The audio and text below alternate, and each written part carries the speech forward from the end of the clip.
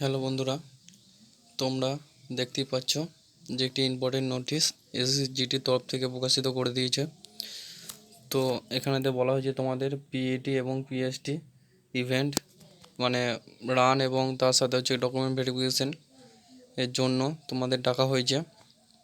তো তোমাদের শুরু হচ্ছে গিয়ে 20/2/2025 থেকে, মানে আগে যেই তারিখটা তোমাদের ভাইরাল হচ্ছিল সেই তারিখেতেই তোমাদের মাঠ হবে।